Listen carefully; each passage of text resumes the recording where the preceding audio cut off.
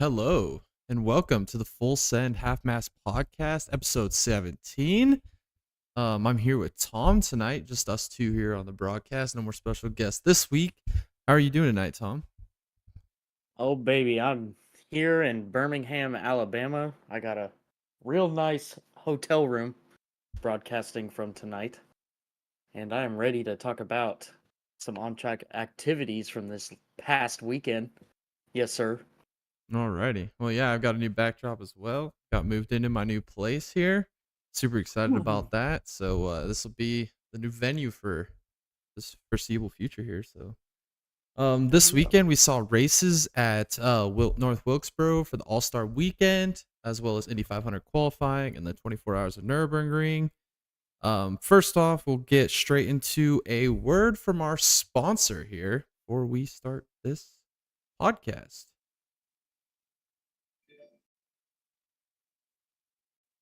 Alrighty, W Energy introducing Neurofactor, an all-natural coffee cherry extract to help fuel you with energy, laser focus, and fast reflexes.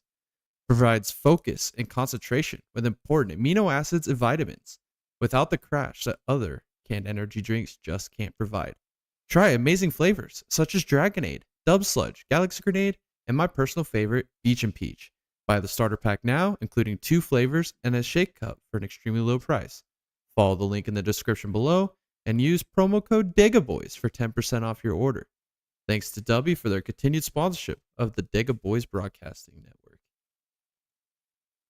All right, well, let's get right into the racing this weekend, huh? I guess we should start off with news, right?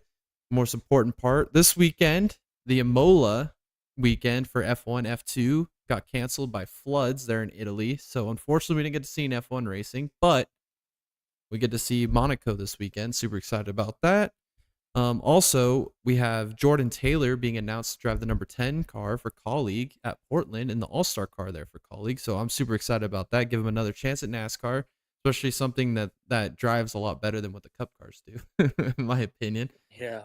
And then also, 3-time Supercar champ Shane Van Gisbergen will drive the number 91 Trackhouse Project 91 car there at the Chicago Street Course. So bringing more international talent to the Cup Series, especially for an event such as the Chicago Street Course, as much as I don't like it, which we'll talk about as this race gets closer in the schedule. Also, winners this weekend were Bubba Pollard at the ASA Stars race there at North Wilkesboro on Wednesday, as well as Brennan Queen with the Cars Tour Series. So congratulations to them with those wins. And also the 24-hour of Nürburgring, lots of wrecks and carnage. You'll see some of those on the channel here soon. But Abelin Ferrari wins the 24 Hours of Nürburgring. Also, breaking news from practice session, there was an incident there with Stefan Wilson and Catherine Legg, and he is injured and in the hospital and doing well and recovering. But Graham Rahal will be replacing him, switching from Honda to Chevy. So that's very interesting. We'll talk a little bit more about that here as we go on. I guess we'll just get right into the races. So first race of the weekend here was the Truck Series race. You saw Corey Heim start on pole. You had several cautions in the first stage. You had Johnny Sauter spinning Timmy Hill. You had a caution on lap 58 with Haley Deegan, who just went real wide on the track and spun. She had a very eventful day. We'll talk more about that here in a minute. Corey Heim wins stage 1. Kyle Larson went from the back to the front to win stage 2 in pretty dominant fashion. We had a caution on lap 158 for wreck with Josh Williams. And then Larson win the stage. But with 57 to go, we saw absolute shenanigans out of who I mentioned prior, Haley Deegan here. So we'll let the footage roll, and then we'll just kind of shoot our opinions at this whole overshadowing issue here that we see. So, alrighty.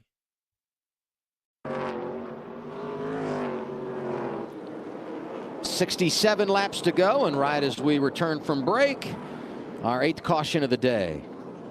That's our biggest wreck of the day. Dean Thompson in the 5. I watched him and Haley battling for a position just inside the top 20, and that's how that battle might have ended. Yeah, he had slid back to 24th. That's where he was scored when he hit the wall. The 0-2 is Chris Wright, and there is the 13 of Haley Deegan. She's had quite a bit of damage on that right side today. A couple of trucks bouncing in to and off of her. Timmy Hill, she got into when Timmy spun earlier. Chris Wright came along late and made contact. Here we go into turn number 1. She just didn't look like she didn't try to make the turn so much. Looked like there was room for them to go low. Maybe her brakes. And I think there's Chris Wright making contact. I think Dean was expecting her to turn down in the corner, take a normal arc into the corner, and didn't work out. Didn't work out. Wonder if Daniel Dye was anywhere in the area. Well, you know he probably was. Let's see if we can find him. Oh, here he is. He's right in the area. Yeah, she didn't. Her truck either slid up the hill or she just planted. All right, that's enough of that. Yeah, that was that pretty much summarized the whole thing. I like Michael Waltrip. I do want to mention that first. He is such pro driver, always has been as an announcer. But for one, she definitely didn't lose her brakes, and for two, she definitely intentionally took out Dean Thompson. There's no other way to look at that. She turned right going into a left-hand corner. Like, I mean, yeah. What are your thoughts on the whole Hailie Deegan just pretty much wiping out Dean Thompson for what, 24th? Yeah, we talk about this a lot actually, where surprise her with the gift of we don't with backmarker teams and them saving their stuff, just trying to be there towards the end. And I'm not saying really that Dean Thompson is a backmarker, but this was not a way to race for the position that they were racing for. And then we saw them go into the corner. Hailie Deegan knew that, the 5 was going to squeeze her pretty good going into turn 1, and then it looks like she just went straight. There was no tire smoke or anything like that, like she was locking up the brakes, but why would you be locking up anyways? It's comical. The whole weekend with the truck series and what she was involved in was comical. Yeah, honestly, it was just a disaster. Entertainment. Disastrous race here by Hailie Deegan. I know that I posted that video where last week that basically summarized that her team has given up on her. ThorSport has completely given up on her. And that video's gained a lot of traction, and a lot of the feedback on that video, it seems like the tide is shifting here on this whole Hailie Deegan saga. Her fans are in hiding, and all the people that use logic and knowledge and stats are starting to come to the surface and starting to understand what's going on here. And I think that Ford and ThorSport, I think that they're on the verge of giving up on her. I mean, her stats aren't there. She isn't making big leaps in improvement. When you see your team leaving her out on these tracks, just with no tires, just trying desperately to get the best finish. I mentioned this to Jared this weekend when we were in the process of moving. I was telling him that that a team has given up on you when they're doing random things like this to try and get good results, because their jobs are on the line right here. Not only is it Hailie Deegan's career on the line, but these guys that are working on her team, their careers are on the line. Like, this could be a death knell. We've seen it several times in the past with other organizations and other crew members, where like a lot of the people that worked for Danica Patrick, a lot of their reputations were stained, and just name any other driver that's had terrible examples. That's probably a bad example, but a lot of drivers have had terrible careers, terrible runs, and it just hurts their team, and they're working for their job. So these results are important to them as well. And yeah, just a disastrous weekend. She just was all over the place, had no speed, and I feel like that it's just dragging the whole ThorSport team down, because you see Majeski running up front. I think he finished second in this race. You saw Ben Rhodes have trouble, which we'll talk about here in a minute. Crafton really is well past his prime. I don't know if you agree with that or not. He doesn't seem like the Crafton of old, and it just seems like they don't have a development anymore, like to build this program, and they're putting all their eggs in that Hailie Deegan basket, and it just ain't working out. And yeah, I think Ford put a lot in that basket, and ThorSport bought into it, and it's just not materializing like they like to have had it materialized by now. And I think that we actually got some really good insight on some of the comments in that video too, inside ThorSport. And so I think that in the coming weeks we'll see probably a lot more desperation, probably out of some calls from the pit box, maybe from Haley Deegan herself. We might even see the higher ups of Thor Sports say something, kind of like how, um, Justin Marks came out and told Ross Chastain that he needs to cool his jets. And it might be something like that. Well, we don't know per se, but it would be something that I would expect. Right. And like I said on one of the comments, they said something like they were giving up on her, and I'm like, yeah, I mean, I agree, but my thought is everybody without a doubt knows she has talent. You have to have some sort of talent. With her resume before the truck series, she has talent.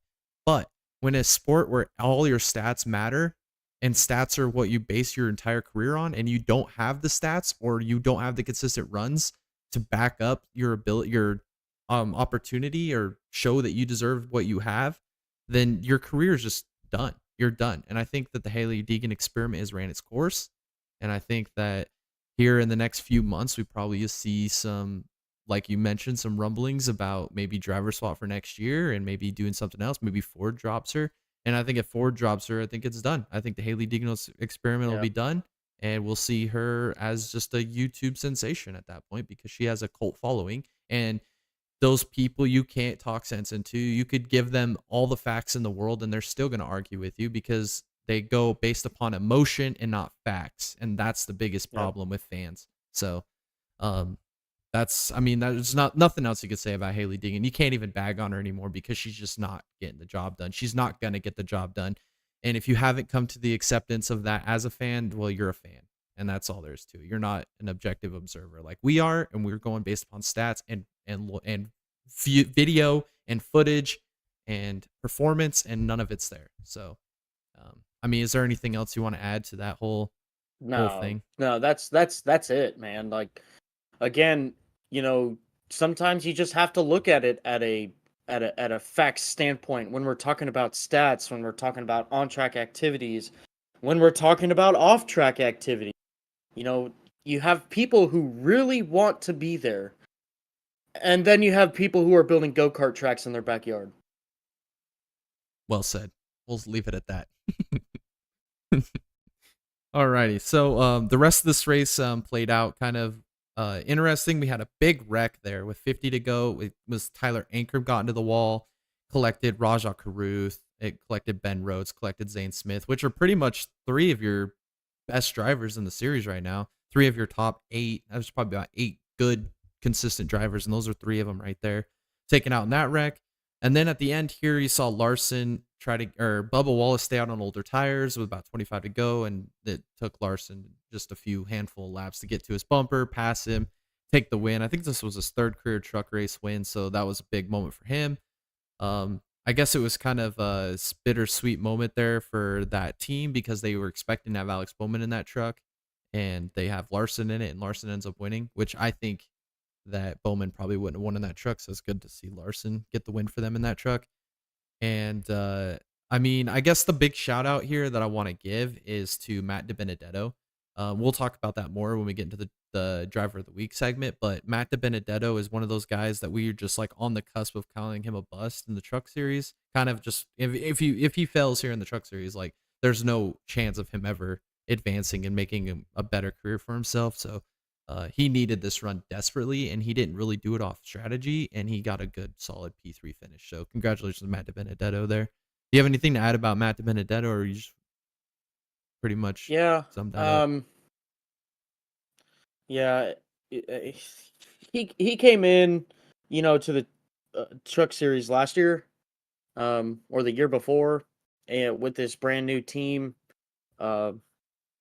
and I think he's doing the best he can with what he's got. Obviously, the results aren't there, and the results are what you need.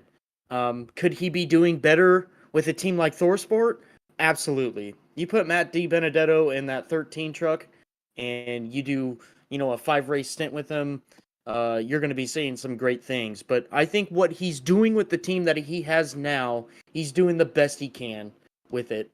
And like you said, that team desperately needed a good finish that weekend, and they got it. So So that's cool. All right, perfect. So yeah, again, Larson wins the truck race. Big win for him, big win for Spire. So we'll move on to Indy 500 qualifying this weekend. We have actually, before we get right into qualifying, we have a practice crash. This was practice 8.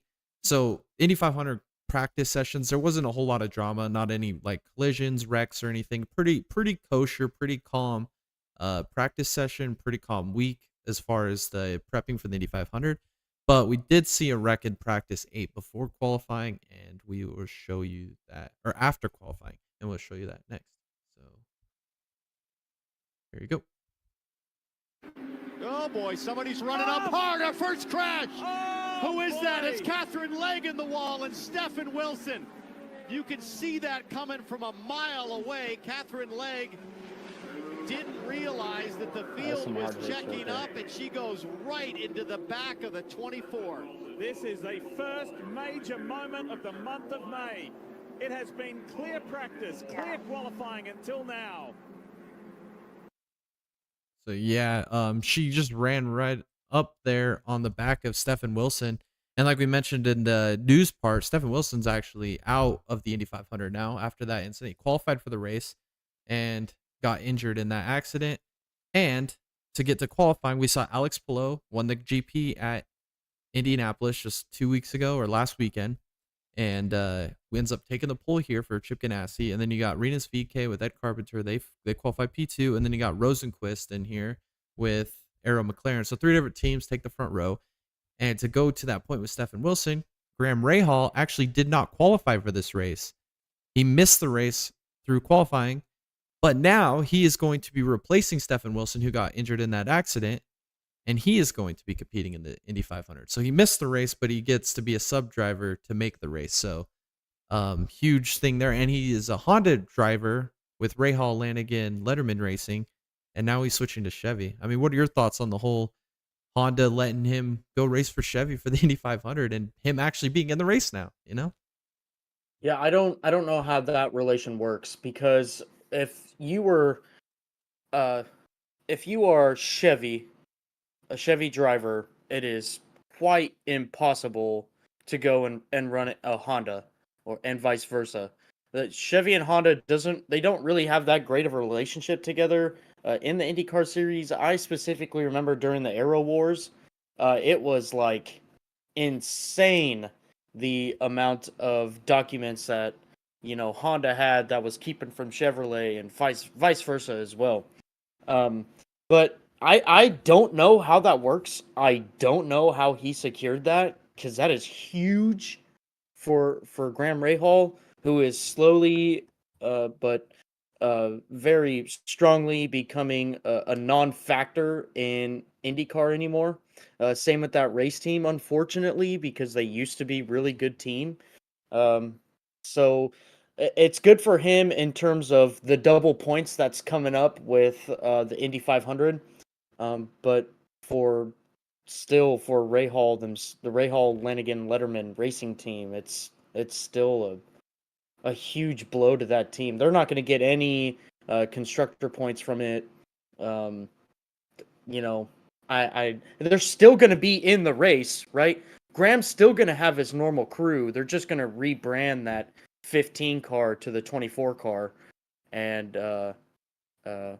maybe I don't know. I mean, do they put a Chevy engine in it? Or do they just put a Honda in it and label it Chevy? I don't know, man. It's weird. I've never been in this situation before. So, and I've never seen it. I've never seen a driver who was racing a Chevrolet go and race a Honda for a weekend. This is really new. So I don't know how any of that works out. I'm glad that Graham got a ride for the 500, but it's strange. I just don't really know what to say about that. Just weird. Yeah, and it's kind of like you were saying with the Rahal, Letterman, Lanigan team. They all qualified bad. You have Lundgaard in the back, and it's just not looking good. Jack Harvey's in the back. Catherine Legg. But she was the fastest one out of the whole camp, and she's not even a full schedule driver, which is crazy to me. It's crazy to me too. And it wasn't some small amount either. She was like 2 mile an hour quicker average. Right. So over the 4-lap average, but still, I mean, it's just to me there's a lot going on, and I don't know. I've never seen this before. Yeah, but unfortunately, going to a backup car, she's probably not gonna have the speed that she had.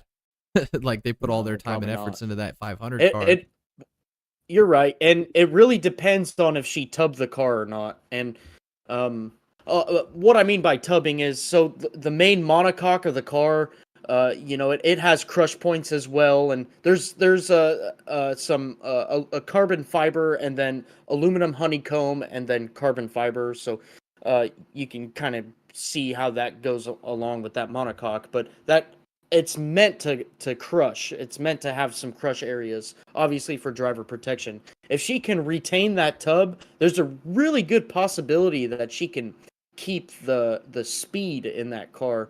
The monocoque is really an important part when building a program for the Indy 500 and speed as well. So it'd be a real big blow if she did tub the car. If she didn't, they can rebuild, but it's still not going to be the same. But she can retain some speed out of that. Right, and I'd hope so because I know that she's been pretty competitive in IMSA this season. I mean, running really fast, so I feel like she Yeah. could be a factor for a good solid run in the Indy 500, which is something that would be really awesome to see. So we'll just have to see where that progresses from there. And we'll talk more about the Indy 500 here in a little bit when we get to race previews for this weekend. I'm already jittering because I'm so excited. This is my favorite weekend of the entire year right here. So, we'll go straight into the Cup Series races this weekend. Started off on Friday with the Mechanics Wear Pit Crew Challenge, which me personally, I don't know what your thoughts are on this, but I thought this was an amazing addition to All-Star Weekend. Like they've tried the whole at Charlotte, drive around the whole track and then try to like dart into pit full with no pit road speed, do a pit stop and then finish the lap, which is, I mean, entertaining the first once or twice they did it, but it just got old and it was just kind of a dumb gimmick, right? Then they tried the whole, we're going to do a pit stop at Texas, line them up like a drag race, two guys do pit stops and they drag race around to the finish line. That was just dumb. The first time they tried that, I was not a fan of that. That was just dumb. Absolute dumb decision. This one, though, this was really awesome because it allowed the drivers started about 5 pit stalls away from where they were coming in to make their pit stop, but 1 pit stall away is when the time started. So they would hit the gas and then they would have to try and brake instantly and land in their spurt and spot that they got marked out for their pit stop points or wherever they make their alignment to go hit the tires or get the jack underneath it and the fuel marks and everything to get the pit stop started. And then they get the pit stop done and then you have to pull out and the timing stops 1 stall after. So there's none of that. You can make up or lose time by rolling into the pits at full speed. It's kind of controlled environment, but it was more difficult because these drivers aren't used to doing that kind of a thing for these pit crews and they don't have that synchrony. So it was kind of an intriguing battle. Some of the teams you expected to do good didn't do as good. You saw a few loose wheels. You saw a few mistakes. Like you saw Jackman slipping on the concrete there. It was very entertaining. And that 54 team for Gibbs ended up winning the whole thing. And those guys were on it. They were fast. And even behind him, you had Buescher, Suarez's teams were really competitive. You saw the 48 and the 9 teams really competitive. And you didn't really see the teams that you expected to win, like the 6, the 5, the 1, the 24. They really didn't do that good. They made mistakes, and the pressure that was on those teams to do that was pretty intense. I liked that format. It was really awesome. What are your thoughts on the whole format? Yeah, I think anytime you do something a little extra like that, it's great. But except for that drag race that you were talking about, because I thought that was kind of dumb as well. The old days where we had the cars go around the track at Charlotte and come in full speed down lane and then go back out, I thought was awesome because we saw a lot of diversity between drivers trying to push the envelope. And they kind of incorporated that with the pit stop challenge this weekend because it came down to a lot of braking and gas pedal feathering trying to get out of the pit box. So I think that no matter, how you do it, in layman's terms, for the pit stop challenge, it's still really cool because it's an aspect of the race or of the series that not a lot of people appreciate. And being a part of a pit crew is an extremely tough job. I mean, these guys, all they do all week long is work out and practice, for their pit stops. And it's really cool to put that on display just for those guys and, kind of idolize those guys for, I guess, a day. They deserve a lot more, but it's still cool to start that recognition that they deserve. Right. I don't remember who it was that said it during the broadcast, but they said it's like the pit crew's like the offensive line in football. Like they're the best thing out there until they give up one sack. Those guys are the best guys out there until they make one mistake on pit road. Yep. And it was pretty wild to see that transition because these guys are on it, man. They're fast, they're talented dudes. And like I think the top 5 were separated by like a 1/10 of a second, like over a 16 or I guess it was like a 13, 14 second span. Just insane how they're that quick and just consistent on top of each other's times. And I hope they do something similar to this again. I think that'd be awesome. And make it kind of a yearly thing. I think they should do it twice a year. They should do it once at the beginning of the year when they're all rusty, do it, and then do it again at the All-Star race and see who's improved. I think that'd be pretty cool. Yep. Also, we had heat races on Saturday. These were pretty much the same, but just altered a little bit because in the heat one, we saw Suarez on pole. He ended up winning the race. Him and Elliott battled for the lead at one point, but Suarez pretty much was the dominant car here. They started actually on wet tires in the wet tire package, and then about the halfway mark, it dried up enough where they could come in and put dries on. Second heat race was about pretty much the dead opposite. Buescher started on pole. He ended up winning with a flag-to-flag victory. But they started on dries, and at the halfway point, they switched to wets. So it was like you got to see like a race that started on dries and went to wets, and one that started on wets and went to dries, and it was pretty interesting to me. I was a big fan. I wish the whole track would have been wet for both heat races. I think that would have been really entertaining. But to see the strategy, and some of the guys were coming and going too through the wets and the dry scenarios too. That was very interesting to see. I mean, are you a fan of the wet tire package? I mean, this is really the first time we've seen it in the Cup Series besides a road course. Yeah, it's again another aspect that we could add to this sport that's just makes talking points, and anything to move this forward and try new things, absolutely. And what we saw on track really wasn't that bad, actually. Yeah, I enjoyed it. I enjoyed it. And I mean, I'll talk more about that after the All-Star race because I my whole perspective or thought on this whole weekend was pretty much like positive, and I'll talk more about that here in a minute.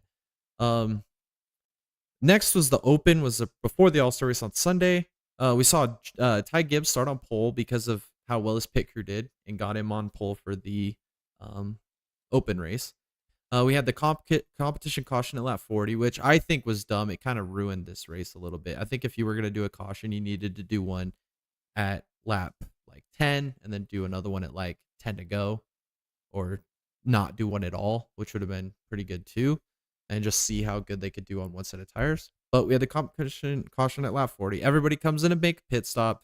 Josh Berry's team actually leaps Ty Gibbs' team because the pit crew winning team made a mistake on pit road, lost him a spot to Josh Berry. So that was very intriguing to me. I thought that was wild. Like again, superheroes on Friday and then just the worst on Sunday. And that's sports. That's racing, you know. It was awesome. And then we get a restart here after that comp caution, and we just saw buffoonery out of the man, the myth, legend himself, Lyle Gregson, as Jared would say. We'll play that now. I know we've had this car for 2 years now, but I love that you don't have the fender rubs you used to have. That would have resulted in him having to pit before. And there, he clipped the inside wall. The inside wall, sure did. Fine. It was out. 4 cars involved in turn 1. Gill and Newman, Gregson hit that inside wall, shot straight up the track right in their lap. Chandler Smith Oh, Newman, heavy damage on him. I'd say he's done. Splitter looks down on that car too. Rear end diffuser's messed up. Oh, he's got front end damage as well. So as Haley got in line, it seemed like the whole field accordioned back to where that incident began. Let's look from above. Yeah, everything just accordions together. Oh, Gregson bounces off the inside wall. They're already getting close to that, Mike, and it's almost like because he was right behind that car in front of him, he This is the best misjudged view it. right here. Oh. Everyone on his outside, just an innocent victim. Haley and Burton, the top 10. Great So- jump on the out. I mean, he was trying to hold the inside line and he just misjudged. I don't know what he was doing. I have no idea. I'm not in Gregson's head, but he just ran into the inside wall, just drove it right into the wall, and then completely yeets back up the track in front of very competitive cars. I mean, Todd Gillen was running pretty fast. Newman actually drove through the field in that Rick Ware dump truck. I was surprised at that. And then Gregson just sends it into the inside wall, destroys his car, destroys Chandler Smith even. I mean, he was running pretty decent in my opinion too, at a track that he's probably never seen in his life. So, I mean, what are your thoughts on this move by Gregson here? Yeah, that was. I don't think we've ever seen something like that before. I don't know what he was thinking. It was definitely a talking point. It was hilarious, honestly. Yeah, it's hilarious. I think what makes it more funny is the fact that he was pretty much a hands down shoe-in to win the fan vote. Like, I don't think anybody there was going to beat him for the fan vote. It was just impossible.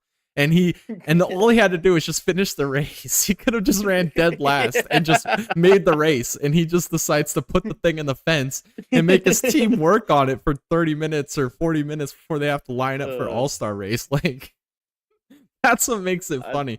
And he's just got this dumb look on his face like, yeah, we're going All-Star racing. Yeah, hit the wall. It's like, what are we doing, man? So, yeah, definitely Lyle Gregson, and I want to talk more about him here in a little bit, but this move right here is certifiably Bonehead of the Move of the Week nominee here for All-Star Weekend. Oh, man. All right, so then after that, we had another restart here with 43 to go, and we saw Gibbs and McDowell and Justin Haley. In my opinion, it was kind of a racing deal. I mean, McDowell wasn't too happy with Gibbs on this, but they kind of all came together on the exit of the corner and just ran out of room. And Justin Haley was just in the wrong place, wrong time, farthest lane. He's just going to end up getting all the carnage. McDowell into him, both in the wall, ruined both of their races. And McDowell was impressive. I mean, did you see some of those moves he was making 3 wide on those restarts, passing like 4 or 5 guys on one restart? Just insane.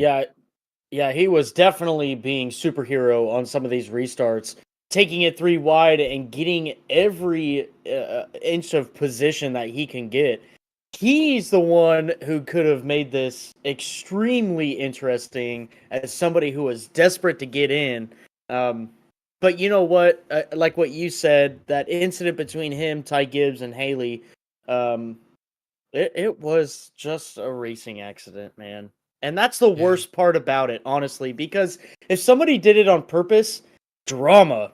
You know, like that would have created some sort of rivalry, and we could have moved forward with that and got some good coverage from that. But this was just unfortunately a racing incident. Obviously, the drivers don't get a replay like what we get, so you know it's pretty one-sided there, right?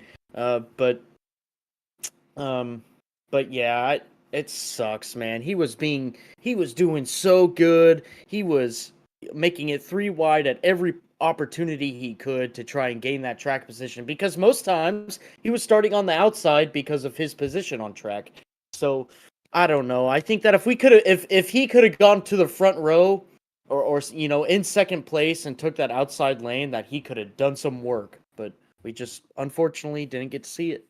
Yeah, I agree. I think that it would have been wild finish if we could have seen a late race restart there with Barry, Gibbs, McDowell, and Almirola there. because those were definitely the 4 best cars in the race. And then after that, we saw Berry continue to lead. Gibbs ends up getting to the lead there with 23 to go, or 32 to go. And then McDowell was just destroyed, just kind of limping it around. I guess felt like he was wrong. So he decided to make it difficult on Gibbs. I think it was fair. I think what happened with him and Gibbs and Haley was fair. And I think that the way he retaliated or showed his displeasure was fair.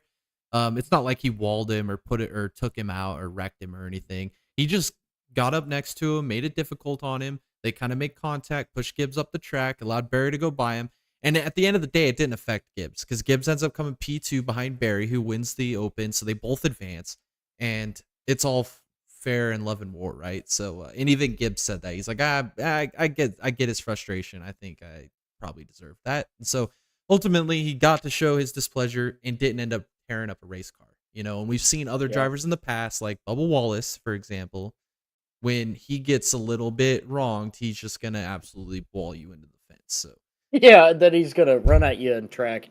Yeah, exactly. But like I said, these drivers don't get a replay like what we do.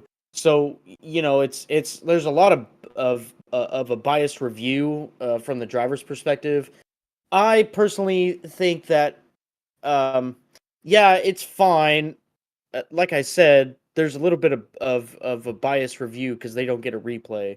But that's it. It just sucks. I'm a big McDowell fan. I freaking love that guy.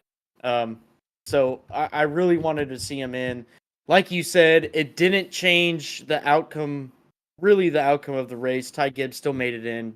Josh Berry made it in. So really, no harm, no foul. The after race interview though with Ty Gibbs, he just started naming off some incidents that he's had in the past with McDowell about McDowell walling him or pushing him down the track or whatever. And I'm like, yo, you're in the race. Like, let's just be happy about on that. Going to win the All-Star, man. I actually really like Ty Gibbs for the same reason why I like Ross Chastain. Mm-hmm. So his interviews are almost just comical when how he brings stuff up, like last year when he was he said, well, God was hated by many, so, and that was after he wrecked Brandon Jones, so it was like, he says stuff like that, and he just doesn't really think that kind of stuff through, possibly. He's not mature enough. He sounds like he's a kid. He's a teenager, bro. Yeah. That's what he sounds like to me. Yeah, so. He's a kid with great racing talent. Mm-hmm. Agreed. We haven't really got to see him in bad racing equipment though. But nonetheless, I think you could put him in a car like Michael McDowell, and he could do really well with it. But when but to that point too, when you are in good equipment, all you can do is run up front. That's all you can do. Because if you run worse than up front, then that shows that you don't have the ability. Just like we've mentioned with Thorsport truck with Haley Deegan, her teammates, she's in great equipment, can't run up front. So to that point, I mean, he's doing everything he needs to do. Yeah, we all know he's a great driver, just hated by many. Yeah, and that's what I like about him. Me too. We'll talk more about that here in a minute. We've got a pretty good segment here we want to talk about here after we cover the All-Star race. And then, so like I said, Gragson walks away with the fan vote. I don't even think it was close. I wish they would have showed the numbers on that, but I think he probably landslided it. And I think a lot of it had to do with that fight with Chastain. I think that really boosted his stock. And I think really his celebrations in the Xfinity series, he's one of those drivers, we'll talk about it more in a minute, but he's like, you either love him or you hate him. And that's good for the sport. So yeah, he wins the fan vote. Gibbs and Berry, which I think were the 2 best cars in the Open, they advance. And we just had an awesome Open. This is one of, like always, every year for the All-Star event. Doesn't matter where we race or what we're doing. The Open is always just a thriller. Just absolute keep you on the edge of your seat, just drama to be had, fun race. Now the Cup All-Star race, there's not much to talk about here. So we had Suarez on pole, and that's because he won his heat race and how good his pit crew did on Friday to get him the pole in the heat race for him to win it.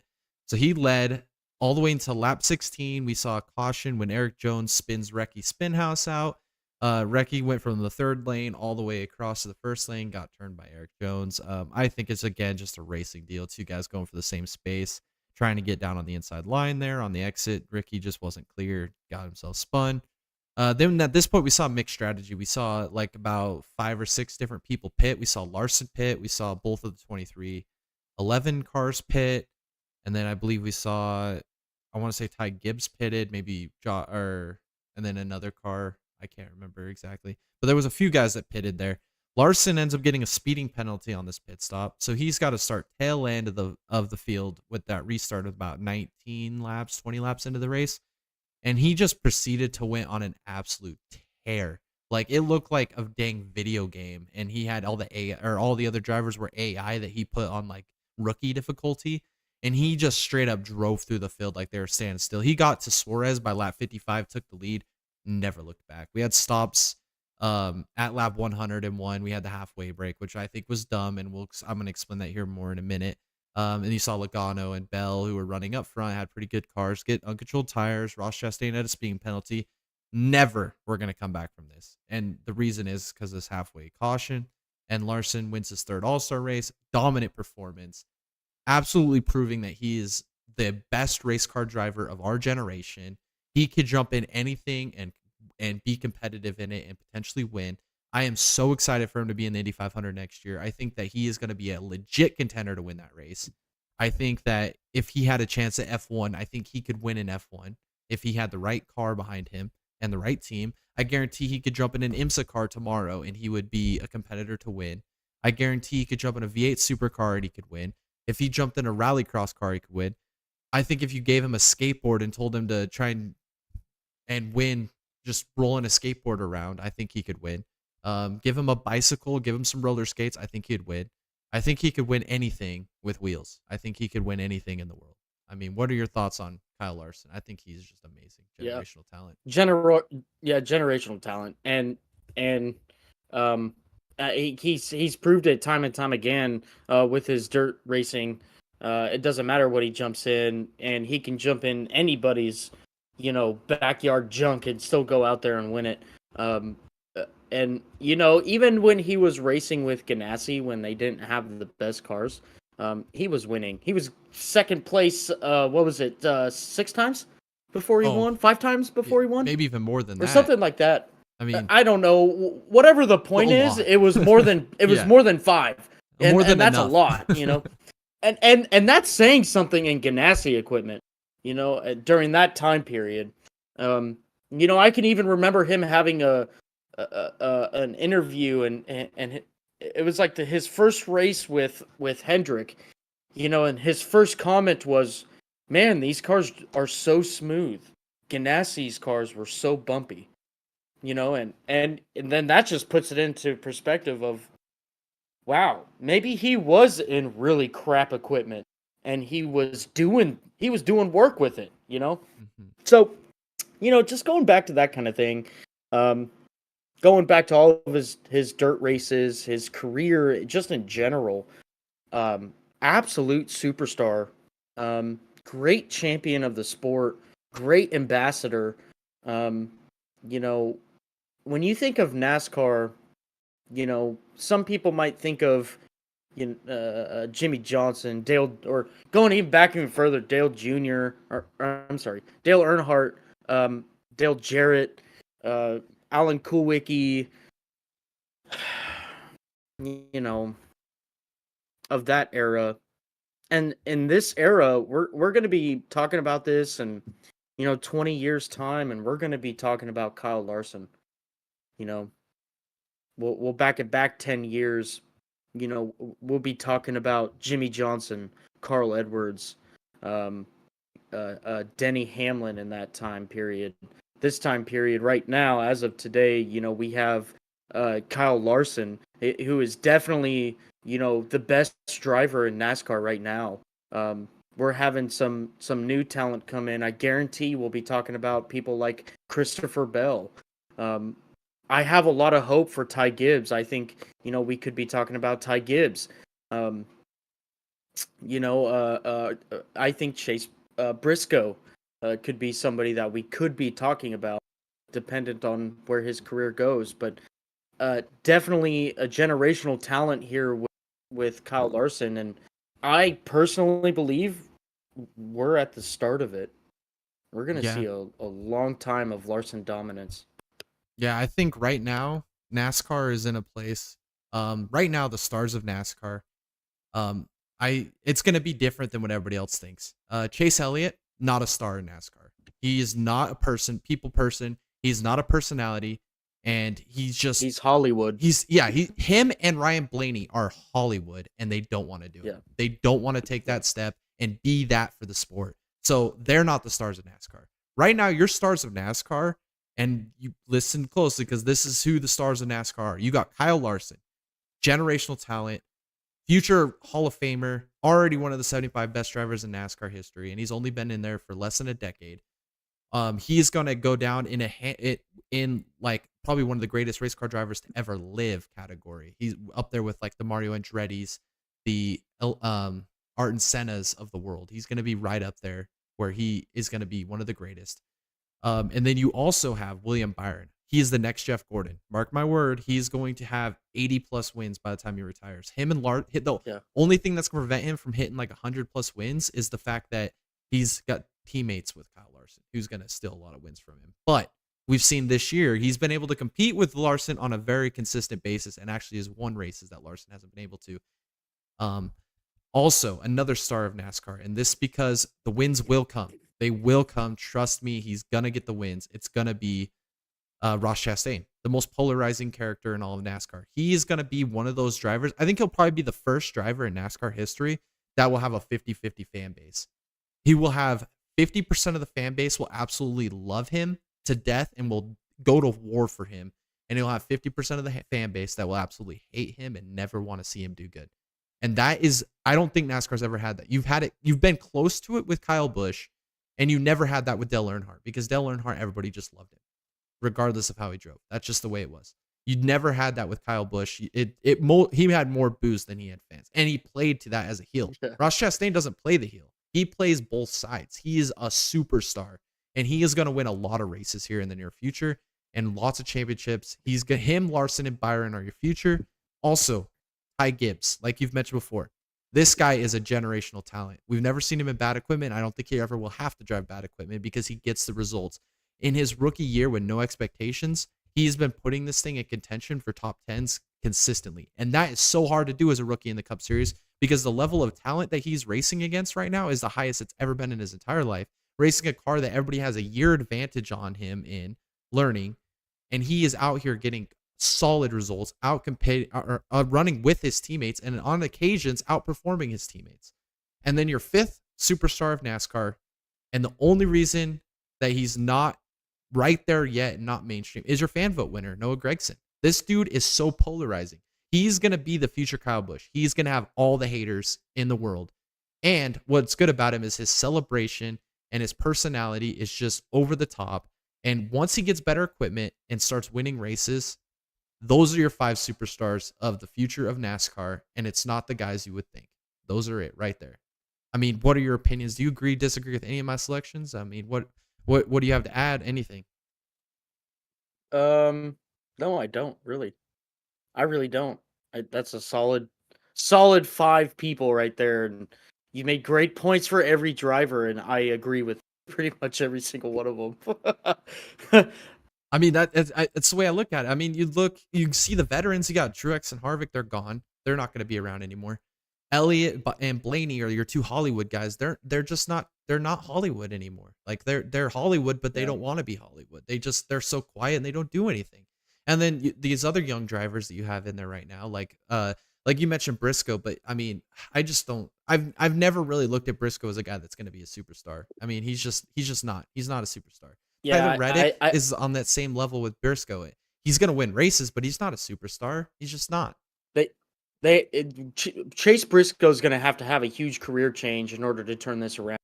And that's what I'm banking on, is that he is going to get that career change. But I don't, there's so many unknowns around that because it is so quiet. You don't hear a lot about it at all.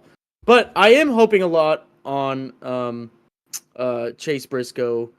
And I think we're also banking a lot on Noah Gragson and his team switch to Toyota next year, because we should expect a lot out of that team, especially with Toyota not fielding a lot of cars. You think that they could funnel a good amount of money to that Legacy Motor Club team. So I'm banking on that, and I hope it turns out great, because honestly, Noah Gragson does deserve a good car, and so does Eric Jones. I agree. I think NASCAR needs Gregson to be good. They need Jimmy Johnson, Richard Petty, that Gallagher brand to be just dominant. Like, NASCAR needs it so bad. I think Toyota needs it. I think Toyota needs another team in NASCAR. Like, this move that 2311 is making, I think this is a great, or not 2311, that Legacy Motor Club is making is amazing, and I think NASCAR needs it. The fans need it. I'm not ever gonna be like a fan of Noah Gragson, but I'm gonna be a fan of what he does or his personality, because at the end of the day, exactly, his antics are just great for the sport, especially when you have him and Ross Chastain getting into a fight. I mean, this thing went mainstream, bro. Like, straight up mainstream. Like, we had people that don't even know NASCAR talking about NASCAR because of these two. These two are literally like the top of everything. Like, these guys could be in front of everything in America. They could be worldwide superstars. I mean, these dudes are amazing. And then you got the dominance that you're going to see from Byron and Larson over the next 10, 15 years. And then you got Ty Gibbs is also going to be a heel type character. I that's one thing I wish we saw more of from him, is he's being too mellow this year. He needs to go back to being that heel, which is what we need. And he's going to win tons of races and championships. I mean, the stars of NASCAR is bright, and I'm super excited about it. And I really want to talk about the North Wilkesboro race. I mean, in general, let's right? do it. All right. First of all, I think this race was 100% success. I've seen all the hate that this track has been getting or not the track, because everybody loves the track, but it's the race. Everybody's calling it the worst race of the year, worst all-star race ever, just a complete flop, whatever. I know you mentioned this, and you said that dominance, especially from Larson, that was a great thing. I mean, you want to touch on what you were telling me last night with that whole Larson dominance thing? Because I think this is a great point for me to segue off of. Yeah, so the greatest part about that race was when Larson was running really good, getting up to the front. He got that speeding penalty, went to the back, went back to the front, and I think something else happened. I can't quite remember at the time. Or did he? Because I'm pretty sure he went from the back to the front a couple times. Yeah, he started in the back and then kind of drove up about 5-6 spots. Then they had that 15 caution. Then he had to start in the back with speed penalties. What happened? But that right there was the most impressive drive that I have probably seen ever. It's comparable to when Carl Edwards was 2 laps down at Darlington in 2016. I was going to say Jeff Gordon 3 laps down at Martinsville in 2005. That would probably be the only other one. Yeah, and Carl Edwards. Those are 2 of them for sure. Yeah. It was pretty comparable to that, because we know how terrible these cars are, and especially the tire that they brought to Wilkesboro was a terrible combination for this series this weekend. But what Larson put on display there that weekend, or this past weekend, was it left me like just in complete awe. I mean, there was nobody else who was doing what he was the only one. He had I don't know if it was because of his lifelong career in racing and his pure talent that he had that allowed him to do that, but just the back to the front, and etc., and then the moves he was making was just pure excitement.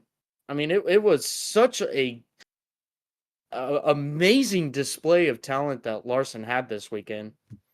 I know I probably sound like I'm strapping on my knee pads, but I'm not even lying. Like, this is just this was a career drive for Kyle Larson. This weekend was 100%. That's exactly where I was going to segue from. Is I think this was the greatest drive. Probably, yeah, like you said, career defining moment for Kyle Larson.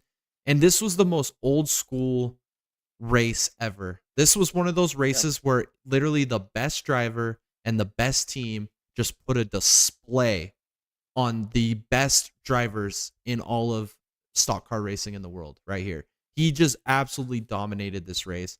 Absolutely put it to him. And I appreciated the dominance in this race. Like, I didn't look at it as, oh, he's sneaking up the show like they kept saying on the broadcast. I hate when they were saying that, because what we were watching is something that it will ever happen again, because this was one of those dominant performances that is so hard to do. Like, everything had to be perfect. Like, that lap 15 caution had to come out for him to actually be on a different strategy to prove that his car was better.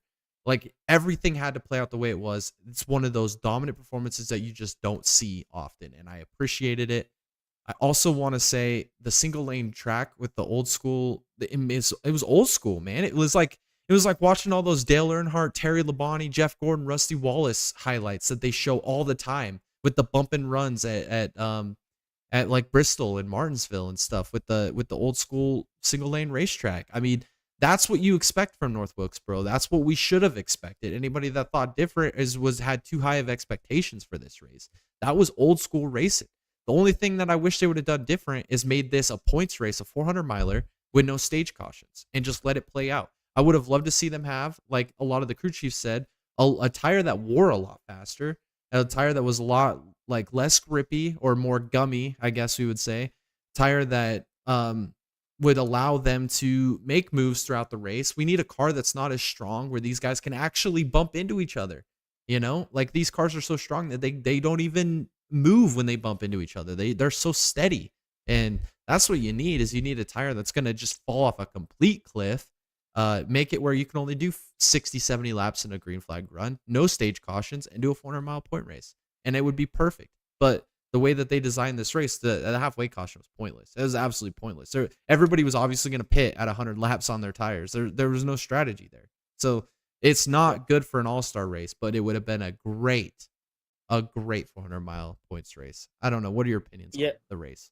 Yeah, so I think that this event was extremely hyped, first off. And what we saw on track wasn't part of that hype that was brought up from basically for a year. Yeah, we did see a lot of single file racing. I think that has a lot of fault to do with the tire that was brought. And the package that we raced with these cars. And I've been saying this for a long time. Give these guys the horsepower. Give them that 800, 900 horsepower. And then on top of that, especially at a track like North Wilkesboro, don't give them any downforce. You know, just let's do it like the old school, like North Wilkesboro is like. Give them extreme amounts of horsepower, no downforce. Let them actually complete a bump and run and get some excitement into this race. Now, my opinion is this race wasn't as exciting, and I probably bought into the whole hype train. I did buy into the hype train. And I probably expected, I did expect a lot more out of this weekend based on that hype. But I do think that there is a lot of grounds for improvement that we can do, and I do not want to see this race go off the circuit at all. But this race needs to come back next year. Whether it's an all-star race or an actual points-paying race, it needs to come back. I mean, they've dumped so much money into it. It'd be a shame not to go back. But anyways, I think that in a combination of drivers and and the combination of horsepower and tires, that we could have an amazing product here and make it even better. I think the most exciting part about this whole weekend was Kyle Larson. And there is really nothing else that I can say that I got excited for. Yeah, I mean, I feel like we summed that up pretty good. I mean, like you said, I hope we come back to North Wilkesboro, and my preference would be a points race, longer points race, no dang stage cautions. Oh, we need to get rid of stage cautions. Yeah, no stage cautions. Or we set up for a pit and let them do green flag pit. Yeah. Or something.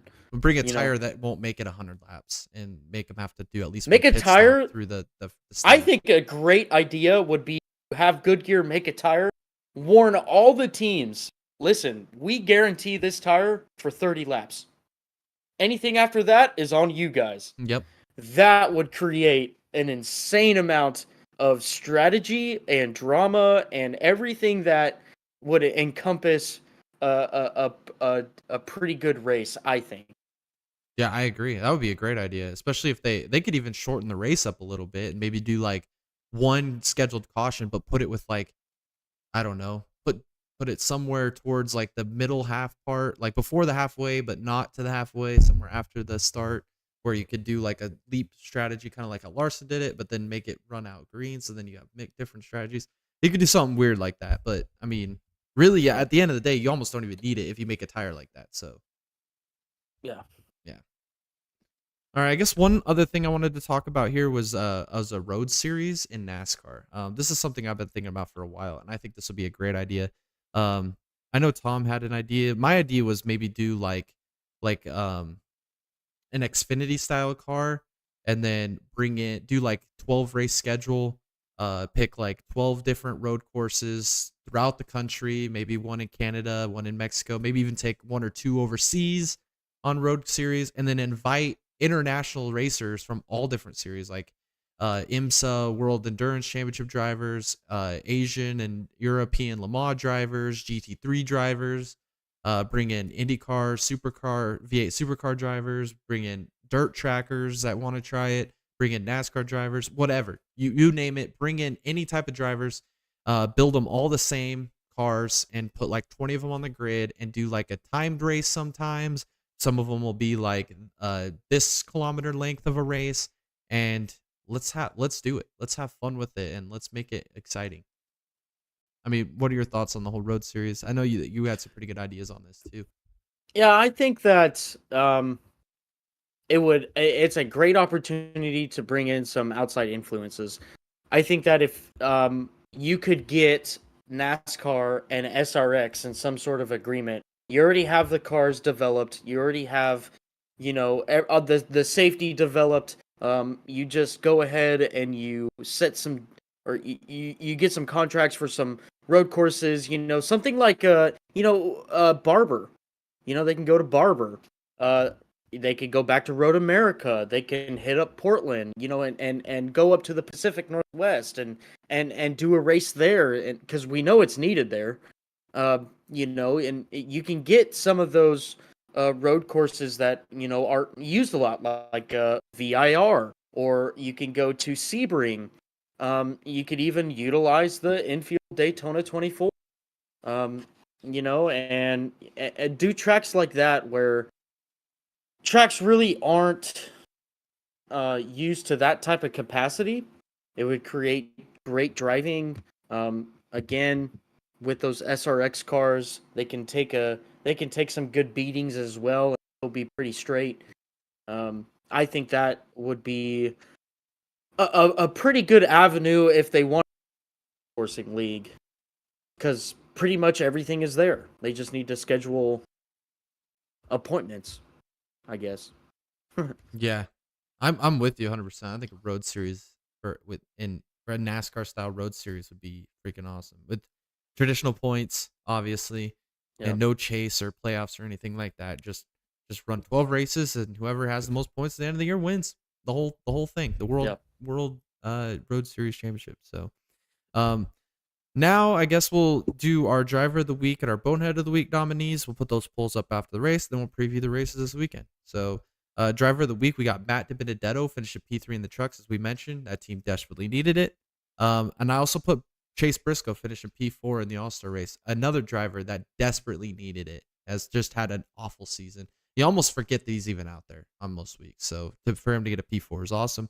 And then I don't really like to put the driver of the week be somebody that like won or had a dominant performance, but this one is just so dominant that like I just want to see, like, he deserves it in all ways possible. Kyle Larson's just dominant all-star race performance. And then Bonehead, we're gonna do Haley Deegan, just absolutely demolishing Dean Thompson for 24th. Enough said. And then Noah Gregson, yeeting the wall there in the All-Star Open. It's just when they had the fan He vote, pretty much manhandled that locked up. wall, man. He made that wall his. You guys can use that up to your interpretation. And then Catherine Legg running into the back of Stefan Wilson, essentially putting him in the hospital and her destroying her primary Indy 500 car in a practice session. So you will put those polls up after the podcast. You guys can vote on them. We'd like to hear your guys' feedback on those. We've been getting great feedback so far. All right, now we're going to preview the races this weekend. We got the Truck, the Cup, and the Xfinity all at Charlotte for the Coke 600. World 600 is what I'd rather call it. I think they need to go back to the World 600 name. So we'll call it that just for our sake and our sanity. The World 600 at Charlotte Motor Speedway weekend there. And then the Indy cars racing at Indianapolis for the 107th Indianapolis 500. Super excited about that. And then we have F1 and F2 at Monaco, which is pretty much their premier race of the season there as well. Memorial Day, Sunday, or the day before Memorial Day, Sunday, is the best day to be a racing fan. Everybody will be glued to their TV that loves racing, true racing. And I'm super excited. I'm just over the moon about this weekend. I'm going to be glued Sunday to the TV. So notable entries for this weekend in the trucks, we got David Gilliland running the number 1 Tricon truck, which he owns. And then Jack Wood will be driving the number 51 KBM truck. In Xfinity, we got Kyle Busch back in the number 10 Colleague All-Star car. We have Ty Gibbs in the 19 JGR car, which is super exciting there. And then Rajah Caruth, which I believe is a great talent, getting an Xfinity chance here in the number 44 Alpha Prime car. And then Hocevar again in the number 77 Spire. Ran a good race there at Darlington. Good to see him back. We have Zane Smith in the number 38 Front Row Motorsports car. Jimmy Johnson's racing this weekend for his team. Todd Gilliland's in the 51 Rick Ware car. And then Josh Berry again for the 48 of Hendrick Motorsports. Indy 500 notable entries. We have Takuma Sato racing in the 11 for Chip Ganassi. We got Tony Kanaan in the 66 Arrow McLaren car. We got Ed Carpenter in his own car in the number 33.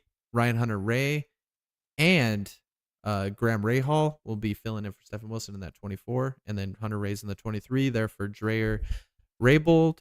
And then we have the number 98 of Andretti Autosport driven by Marco Andretti. And then R.C. Anderson in the number 50 Able Motorsports team. And then, like I said, with Catherine Legg and the Rahal Letterman Lanigan ride. Predictions for the truck race, the North Carolina Education Lottery 200. Favorites, dark horses, and what to expect. I'm taking Christian Eckes to win this race. I think that he's going to turn it around after having a bad run this last weekend. And I think that he's going to solidify himself as a championship favorite. I'm just taking Eckes. And for my dark horse, I just think riding that momentum he had there at the last race there at North Wilkesboro, getting that P3, I'm taking Matt DiBenedetto to be my dark horse. I think that the momentum was big for this team. So who do you got this weekend, Tom? Yeah, I'm going to go with, for my favorite, I'm going to go with Rajah Caruth. And I think this weekend is going to be his weekend. I know I'm going on a limb here, but I truly think that he can actually get a really good run. And if he's there at the end, he's going to do everything to get that win. And then for my dark horse, man, I didn't put much thought into this. I'm going to go with Enfinger again. I think that he is the man to turn around the ThorSport News. Yeah.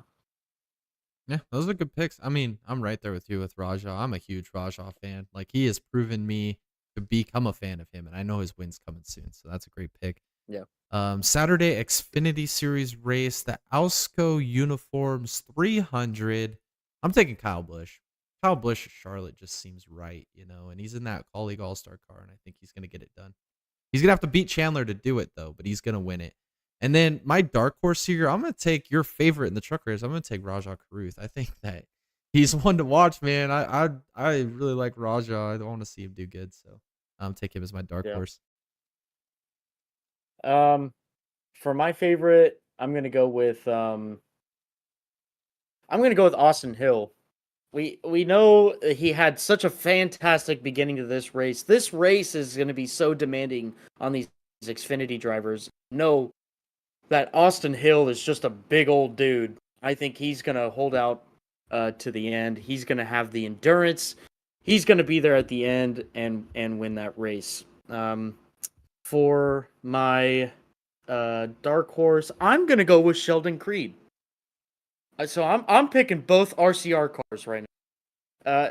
I think that, gosh dang it, he's gonna get a good finish this weekend.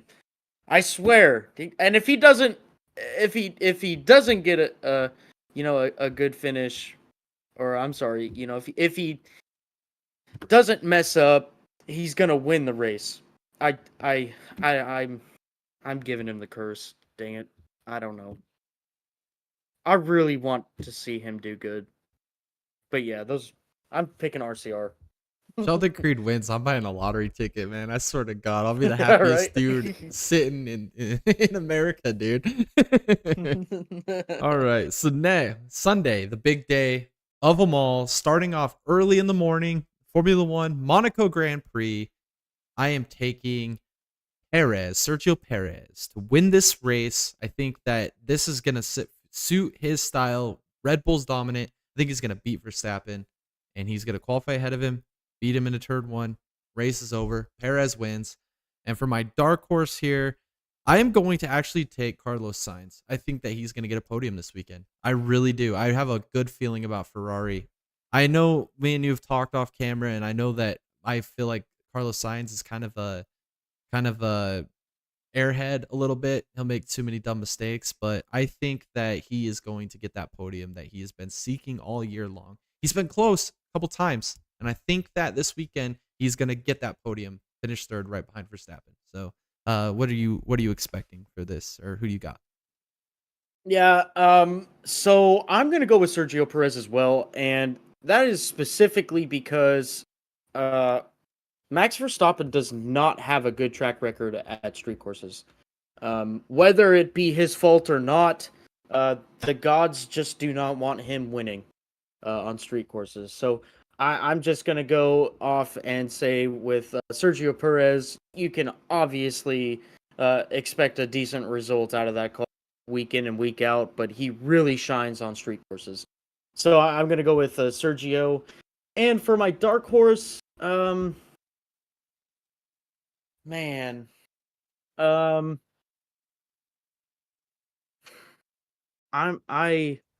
want to go with Pierre Gasly.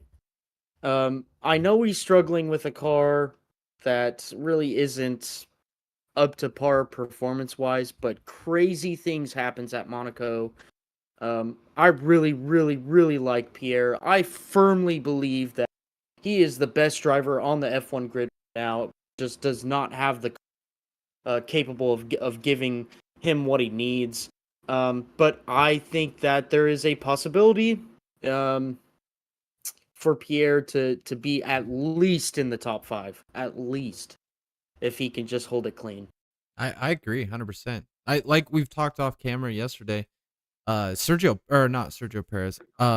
Pierre Gasly is the future of Formula One. Like they're not in a position like NASCAR is, where they got these superstars in the making. They've got like a couple, and that's it. And a lot of their veterans are banking on, and they're going to be gone here soon. So, Pierre Gasly is the future of Formula One. I'd love to see him and Verstappen both in the same equipment and see who could win the world title. I think that would be an amazing storyline. So maybe we'll get it. I think cross the fingers. This weekend is actually a really big weekend for De Vries, because there has been lots of rumors that Ricardo is on standby for that seat if De Vries can't get his season turned around. So I think this weekend is going to be a huge weekend for that seat. I think that if De Vries can't get a good finish, like in terms of performance with Yuki, then we could possibly see Daniel Ricciardo back in F1. That would be awesome. I'm a big Daniel Ricciardo fan. I think he's a great wheel talent for sure. Yeah. Yeah, I bet so. It's pretty much summarized Monaco. It'll be a very awesome race. I mean, wake up early in the morning, start your day off perfectly with some coffee, watching Monaco. Just, I love Sunday, Yep. Memorial Weekend. It's great. And then after that, you can cozy into your couch with some lunch in hand and catch the Indianapolis 500. Gosh, 107th running of the Indy 500. We saw last year, we saw Marcus Ericsson win this race. We've seen crazy races here in the past. This year, my favorite, I'm going to go with Alex Palou. You can't finish that close to winning the race that many times. He's so hot in the month of May. He's going for the triple, right? Wins the Grand Prix, wins pole. He's going to get the 500. I mean, that's just all there is to it. Alex Palou is going to take control of the points lead here. He's going to win the Indy 500. My dark horse, though, is coming from that same stable, and I love him. He's Bonsai. He is the man to watch. He will send it. He will drive it for all it's worth. This dude is an absolute legend. I think he's one of my most favorite race car drivers to watch. Takuma Sato. I think he is going to be the ultimate dark horse, and he's going to wreck, or he's going to win, or he's going to bring home the steering wheel, and he is going to be Mr. Bonsai this weekend, late in this race, competing with Palou for the win. And I guarantee you probably put it in the wall about 3 to go, trying to make an outside pass into turn 1. Yep. What do you got? Yeah, I think you'd be crazy not to choose Palou for this weekend. Obviously, the hottest driver on the grid right now. He has got so much momentum behind him. It would be crazy to not pick him to win this race. The only thing that'll screw him over is pit strategy. So I'm obviously gonna choose Palou. There's no other choice. But as a dark horse, I'm gonna go with Castroneves. And the reason why I do that is because that dude really just doesn't normally have the speed he needs until the end of the race. Every year, in and out, we see him just chilling, and then when time to he's already good. You don't even have to tell him. He knows this race on his hand. He's got that 4th win. I think that he gets his 5th. Or he could possibly get his 5th this weekend. Wow, that's a good pick. Yeah. I mean, Takuma Sato and Castroneves, those are kind of the same guys you look at. They're always there at the end of the race. It doesn't matter what happens during the day. They're always there at the end. It's just crazy. So yeah, super excited, Indy 500. And then once you've had your fix for the Indy 500, get your beer out and get down on the couch again. Crack a nice cold one and get some good steaks grilling on the barbecue there. And watch the nightcap here with the Coca-Cola 600. Super exciting race. It's the one race of the year that has 4 stages. It's 400 laps, 600 miles, longest race of the year. They break it into 4 100 lap segments. My favorite for this race, hands down, I'm taking William Byron. I think that he is just on fire this year. I went back and forth in my head on him and Larson. I was like, oh, I don't know who to take. But I think this year it's Byron's year to win the Coke 600. He's going to get that first crown jewel victory. And it's going to be in a pretty dominant fashion, honestly. I think he's going to just lead a lot of laps in this one. And for my dark horse in this race, I mean, I really haven't put a whole lot of thought into this because I really think that it's just got a bit tunnel visioned on Larson and Byron. But I put him on my fantasy, and I think I'm going to pick him as my dark horse. I'm taking Ty Gibbs. I think the only reason that makes him a dark horse, he is a rookie, and this is a long race, probably the longest race he's ever ran in his entire career. So him to actually run good here is going to be a huge show in his progression and talent in this race. And I think that I'm taking him as my dark horse. I mean, just that's how I feel. Who do you got? Yeah, so for favorites, I'm going to go with Christopher Bell. I think that him in this season alone, he's just been a dark horse this whole season. And he's been grinding and getting those good results. He's 2nd in points right now. You know, and I think he can get a crown jewel under it. So I'm gonna go with Christopher Bell for my favorite. From dark horse, I'm gonna go, highly controversial, I'm gonna go with Bubba Wallace. I think that the momentum that he's had the last couple of weeks, he is on the right path to start getting some very good performances and very consistent performances throughout the summer, and it starts now. So I think that Bubba Wallace is going to be somebody to watch, not only for this weekend, but somebody through the rest of the summer. So yeah, I'm Bubba Wallace. I'm sorry, Christopher Bell and Bubba Wallace. Alrighty. Those are different. I went with Chevy driver and a Toyota driver. You went with a Toyota driver. So that's interesting.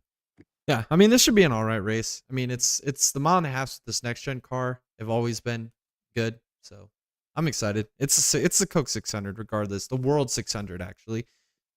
Just for my own sanity, I gotta say that. So World 600. All right, now we'll do our fantasy picks for this weekend. We'll do the radioactive of the week, and then we'll send you guys off. Our fantasy picks this weekend, I got Kyle Busch. It's Charlotte, Kyle Busch. I mean, easy pick for me there. Ty Gibbs, I picked him as my dark horse. Enough said there. Daniel Suarez, I think he's going to run well. He really turned it around this last weekend and ran good at North Wilkesboro. I think they continue that momentum, especially with how good their teammates been.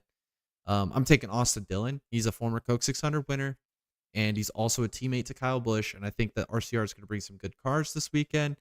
And then Chase Elliott. I think Chase Elliott is going to be my next pick. I didn't take Byron. I didn't take Larson. I didn't take Hamlin, like the project people that I think are going to win or do good.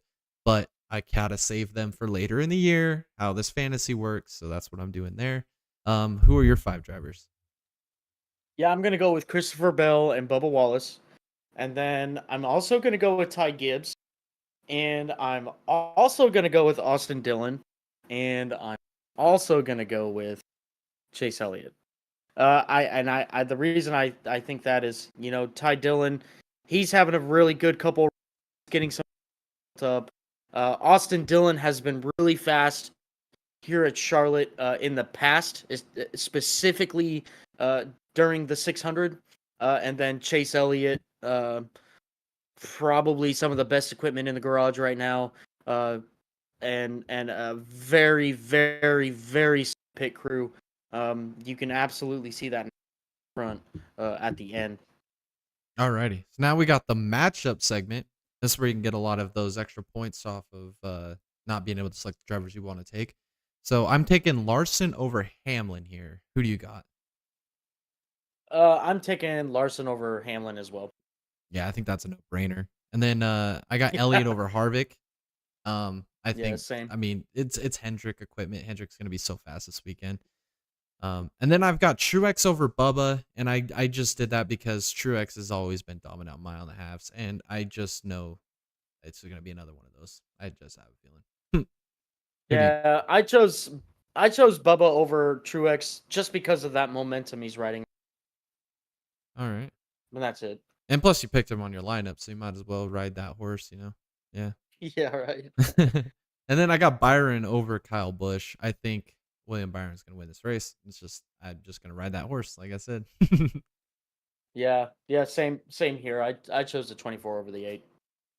Perfect. Alrighty. So now our last segment here is the radioactive of the week. I'll put this up after the podcast on the channel. Whoever guesses the driver gets a shout out in the next podcast. Nobody has won the prize yet. So here's this week, and I quote, "Holy crap, this thing is terrible.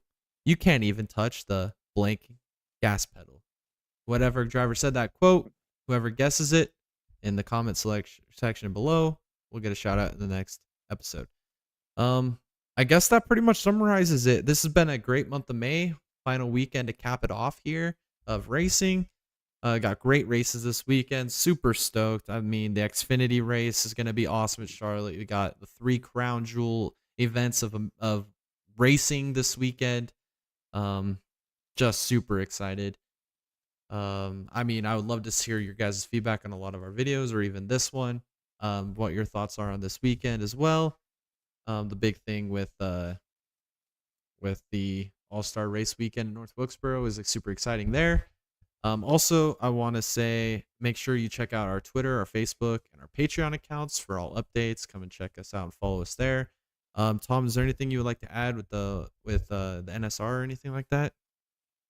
Yeah, we're having this great 499 mile race at Talladega, June 26th. Some of the best racers in the business. They're going to be racing for 499 true 499 Talladega 1987 Cup cars. Guys, come and check that out. It's going to be a great race. I am already excited for it, and it's still a month out. So check that out, guys. We're doing broadcasts multiple times per week. Come on out, check out our comment section. We love interacting with you guys. Like, comment, and subscribe. We love you all, and thank you for watching. Yeah, we really appreciate it. This was another awesome episode. I can't wait to go back and read some of the comments and interact with you guys on those polls. Make sure you guys come back next week. We got some big things coming out next week that I've got planned because it's the end of the month, starting a new month here. And then the races obviously next weekend as we close in on the 24-hour Le Mans, which I'm super excited about, and we'll be covering that pretty thoroughly here as we get closer. And yeah, I mean, that pretty much summarizes episode 17. Happy about the weekend. Sad that it's the end of the month of May, the best month in all of racing. And we'll catch you on the next one. I'm Jay. And I'm Tom. And this has been episode 17. Thank you guys for watching. Catch you guys next week.